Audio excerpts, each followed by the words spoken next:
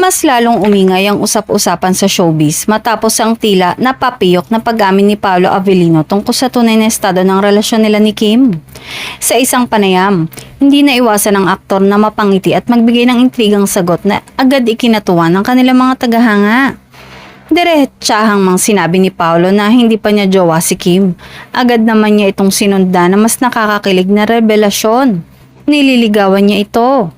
Dahil dito, maraming fans ang kinilig at lalong invested sa tambalang Kim Pao na matagal nang pinaghihinalaang may something off-cam. Para sa supporters ng dalawa, ang naturang pag-amin ay tila kumpirmasyon na may espesyal na namamagitan sa kanila. Matagal nang napapansin ng fans ang kanilang closeness lalo na sa mga behind-the-scenes moments at public appearances, kaya naman hindi na ito lubos na ikinagulat ng marami. Hindi rin nagpahuli ang netizen sa pagbibigay ng reaksyon kung saan marami ang pumuri kay Paolo sa kanyang pagiging prangka at gentleman.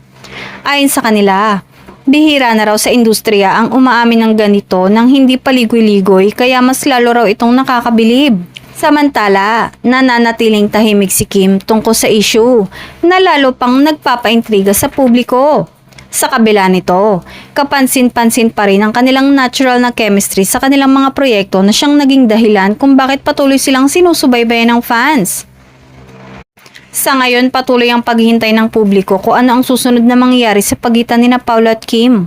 Ngunit kung pagbabasihan ng mga pahiwatig, tila unti-unti nang nabubuo ang isang real-life love story na tiyak na aabangan ng marami.